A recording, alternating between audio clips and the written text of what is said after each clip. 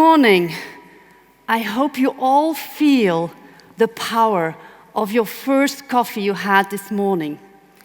Because power, that's what we're going to talk about. We are going to talk about the power of values. My name is Carmina Coenen, thanks for the nice introduction. And what I do every day, and I work hard and smart to really earn the trust of my two kids, my husband, the team that I work with, my customers, my trust, and now your trust. Trust matters. It is a key value to me and the company that I work for. And the key question that I want to address today is, how can values drive companies and help them thrive, help its employees, its customers, and its partners to thrive? And how can that work for your company? Because trust matters. It's key. Trust defines the best workplaces, a feeling of an integrated life, and it drives companies' performance, speed, revenue, and growth. So what is this trust? Let's talk a little bit about trust. Did you know that across industries, 55% of CEOs feel that they're worried about the lack of trust in business? And that's a survey result from a PwC annual global CEO study, meaning that 1 out of 2 leaders is concerned about the lack of trust in business, being it in their workplaces, their employees, its partners, its customers. So that means for today that half the room has trust issues. And that's dramatic in the age of digital, because trust matters. So we need to focus on all of this about trust. Let me tell you a personal story about trust. I think it was 2 years ago, I was having questions in life and in business. I was looking for me time. I was looking for what else is there? What do I have still as an untapped growth potential? And when you think about that, it has nothing to do with a midlife crisis. As you can see, I am way too young for that. No. So what did I do? I went on a retreat looking for that turning point. And during that retreat, I was fully offline. Can you imagine? In a connected world like today, 3 days offline. So it felt a little bit not really familiar to me. But as a result, I gained many things, including friendship. Friendship based on perseverance of all these things that you had to do there, and lots of tears. I cried a lot. And you know what tears do to girls' makeup? They make you look like a panda.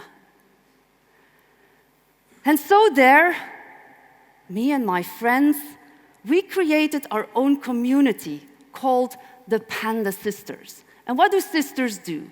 Well, they buy each other gifts. And so since 2 years, I'm now constantly looking for panda gifts. And April this year, I found the perfect panda gift. A rubber panda duck. You know these ducks that you put on the bath? Such a nice little panda duck. And it only took me a millisecond to place the order. Next thing is you get the payment instructions, and so far so good, but then I froze. Because I was asked to make a payment instruction to a bank account owned by Mr. Warning? Mr. Warning? Seriously? So trust was gone. I stopped the sales, and that was the end of my rubber panda duck journey. And that's just a personal story to tell you that trust matters. It matters in building your friendship, your communities, your commercial relationships, and it is a guarantee for a digital revenue stream. Now you might think, what does she know about revenue? Well, I have been in commercial companies for the last 20 years, and I see some of you are really, really good in math, so that makes me 40 plus. Congratulations, that's good to know. But there's one thing that is not so obvious. I am one of the few women in ICT. And over these past 20 years, I have earned the trust of many of my customers. And some of you are even here. But I also see many new faces here in the society track. So I feel that now is a time to say thank you. Thank you for being here, for being present, because I know it's a challenge. The challenge first you faced was weather. But in the digital age, there are so many challenges and so many options to choose from. You're probably now maybe looking at your mobile. There are emails to respond. Oh no, let's listen to values. Or you're thinking about what's going to be the weather like over the weekend. Oh no, let's listen to values. Or you forgot to buy something yesterday at the grocery store. No, let's listen to values. So thank you for being here and being present, because my success of this story here is all about earning the trust of your attention. And in the digital age, your success will also depend on earning the trust of your customers' attention. Now, thinking about that, how can you do this? How can you earn the trust of your customers' attention? Think about companies like Amazon, Waze, Lyft, Netflix, Uber. They have all created a room to listen to the voices of their customers, to get feedback from the customers, to set on an engagement with their customers. And it's that kind of innovation, that kind of engagement that customers of today are expecting. And simply put, it's this kind of Uberification that your customers are looking for. So if we think about all this in Uberification, and I'm going to speak to make sure that I'm keep on the lines of the slides, is that, let me go backwards, is that today it's not anymore about dress to impress. It's really about innovate to earn someone's attention.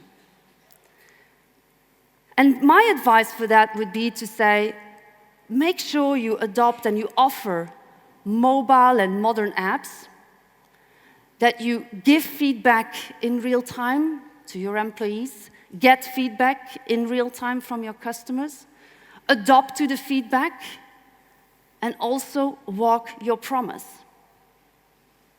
But that isn't enough, because there's more.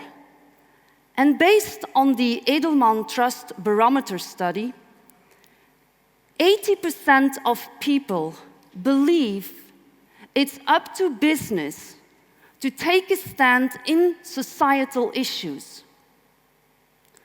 So that requires a new leadership style. The new CEO has to be all in one. He has to drive a long-term impact and at the same time solve societal issues over short-term financial results. I know it's a challenge, and I'm sure that all of you like a challenge. And I can share you a story how we do this in our company.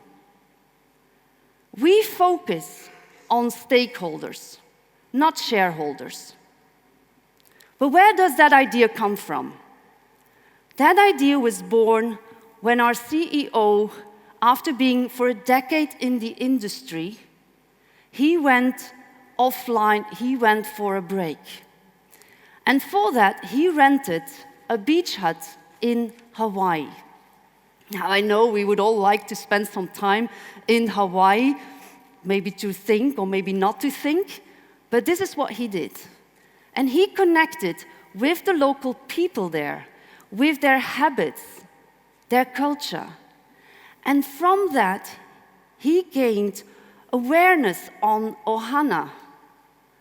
And what does ohana mean? It means in Hawaii family, being it blood-related or adopted or intentional. And it means that no one is left behind. But he also realized that it's a way of living that was not adopted in companies. And that if companies would be more caring and more cooperating, that extraordinary things could happen for the person, inside the workplace, outside the workplace, and even in the world. And that is why in our company, we have set these 4 values. Values that I want to share so that maybe they can inspire you. And I will tell you stories about how you can apply these kind of values. There is trust, growth, innovation, and equality. These are the 4 values that drive us as a company and that has been driving me to be at a point where I am today. So let's walk through these values. Let's talk first about trust. Within trust, maybe some of you know the company, we have a website on which we are super transparent to anyone out there who wants to know anything about our company. That is, for us, the best known example to show that trust is our #1 priority. Now, an inside story. A story where we yearly come together, the 500 top managers of the company, and we come together in another nice place, which is in San Francisco. And at that location, at that yearly global top managers meeting, all these managers come together, and I was there in 2015, 2016, and I witnessed how our CEO and his direct reports were challenging each other on the mission, on the vision, and on the metrics, the actions to realize the vision. They were constantly debating on their priorities. Now, the next thing you need to know is that we are a company of 26,000 employees worldwide. Can you imagine how long it will take to bring that mission and vision and those metrics, actions, all the way to all these 26,000 employees? And not only the fact that how long it can take, also remember, because I replayed the game very much, remember the game that we all used to play when we were young and when we were kids, whispering a sentence into the ear of the kid next to you, and that kid had to whisper it into the ears of the kid next to you, and so on, and so on. Well, the sentence that came out of it, that was just hilarious. Big fun, but would you take that same risk within your company? Well, we don't. So what we do is we broadcast that same meeting live to every single employee. And it's not a one-way communication, because we know that there's an importance on engagement, innovation. So what we do is we also give the opportunity to all these employees to ask questions, to give feedback. And all that feedback is taken into the account of the operational strategy going forward. The next value is innovation. And innovation goes hand in hand with your employees and with your customers. I've given you some advice on the mobile modern apps, on creating a room for feedback, engagement. Avoid the yearly performance reviews. Do it now.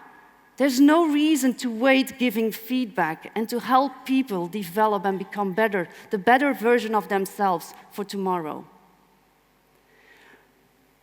So as I've talked about innovation, if it's okay, I'm going to go to the next value.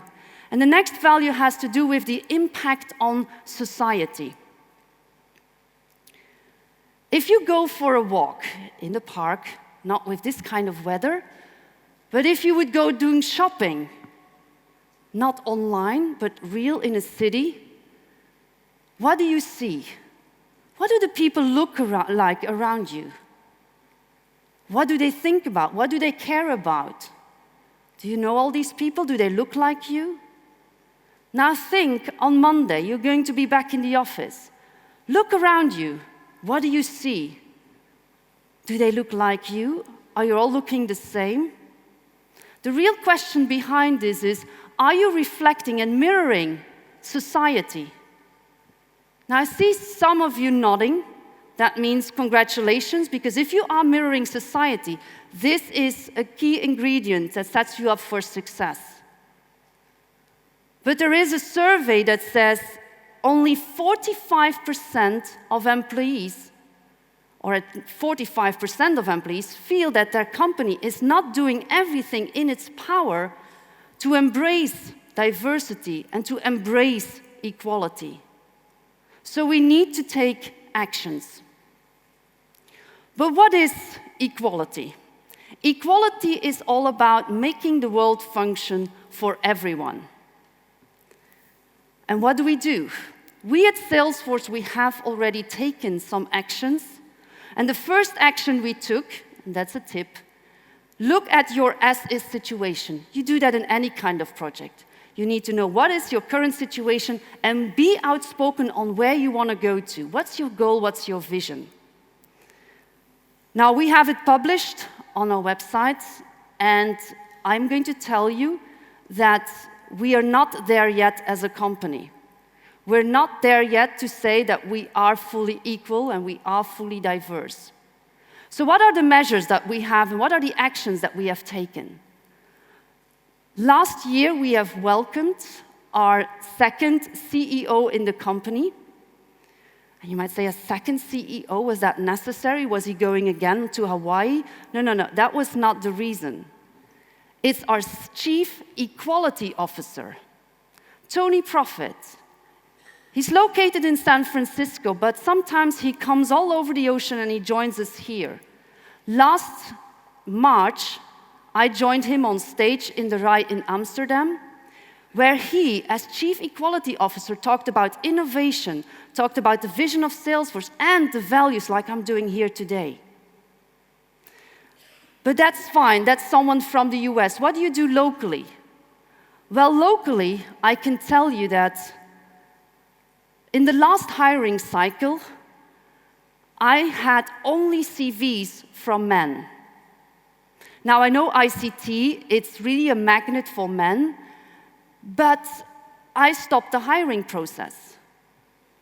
I have my own measure in my own operational strategy to overachieve on the industry standard, so that was the only thing I could do. I challenged the recruiting team to find CVs from women that could fit the job. And they did. And in the end, I hired the best person. What are other things that you can do? You can think about, what's my unconscious bias? And if you need help, I've worked together with the Center for Balanced Leadership. Another thing is you can look on Google and search with keywords Salesforce, equality, and trail, because that will give you all the information to become an equality leader. Another thing, and that's an easy one, is you can start reviewing all the job postings that are out there. How have they been written? How are they read by women, by men, by people that are not like you? And this drives getting or finding new employees. Your communication impacts on finding new customers. And there's also one thing that we need to look at is how can we now retain our customers and our employees? A study says, and that's a study that we have done ourselves, says that 60% of consumers indicate that they are likely, most likely, to turn away from your brand. That means swipe left in Tinder, but to turn away from your brand. So it's something that we also need to think about. We need to think about growing our moral sentiment. An example or a story.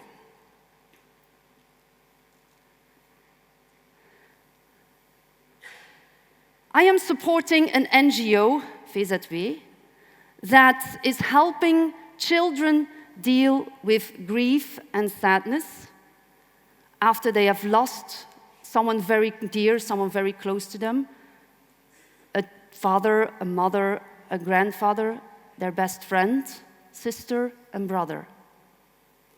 Kids aged 6+, so very young children. And that's missing you. Now, I support that organization because I very well understand the roller coaster of emotions that these kids go through. I was standing in these same shoes when I was 15, when I lost my brother. And it's based on that I am doing everything I can to support now this organization and these kids. And when do I do that? I do that during business hours. Because the business and the company allows me to do this. And that's all based on our 1-1-1 model. We are allowed, no approval needed. I don't have to talk to my manager about it. I can just do it. I have 7 days a year I can spend with NGOs. The model is 1-1-1. The 1%, the first 1% I explained you, the second two ones are the company is giving 1% of its financial means and 1% of its technical solutions for free to society.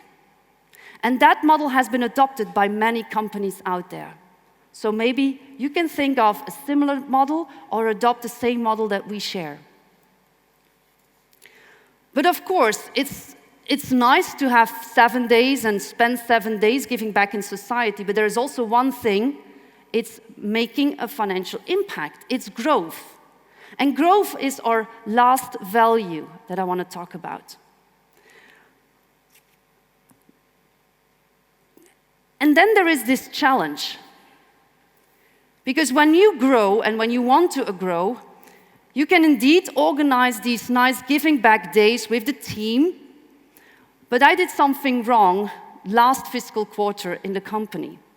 I planned, together with a team, I planned a giving back day on the last day of the month, the last day of a fiscal quarter, and in a commercial company that is not the best day to organize these kinds of events. So what happened? I lost the support of the sales team. But it's feedback. It tells me what I shouldn't do next time and what I should do next time, and that means planning such a day in the mid of the month or in the mid of a fiscal quarter. And then I get fully support. Now, I told you in the beginning that I'm one of the few women in ICTs, and thank God we have 2 women today on stage, so congrats to the organization. That is being a role model. I want to be an inspiration to young children, to girls, to the ladies in the room, to the fathers in the room that want to create a better future for their daughters, giving them more opportunities. And so here, this was our last commercial customer event where I went organizing a workshop for these kids to identify the fun of STEM education and technology. Now, knowing this and having done this or doing this, I know it's within my grasp to create a better future. Klaus Schwab, he is the founder and executive chairman of the World Economic Forum. He first looked at the industry revolution, and he once said, we have to look past our own narrow interest and attend to the interest of global society. Well, it's with creating an equitable world, with phenomenal innovations that will lead to a trust revolution, so that we can all overcome the challenges of the 4th Industrial Revolution in a way that we are responsive and responsible. And having shared you all these stories, having shared inspiration on values, I truly believe that now it's within your grasp to create a better future. For those that want to share their ideas on values, I will be in the speaker garden right after this session. So for now, I would say thank you, and hopefully we'll meet again. Thanks. All right.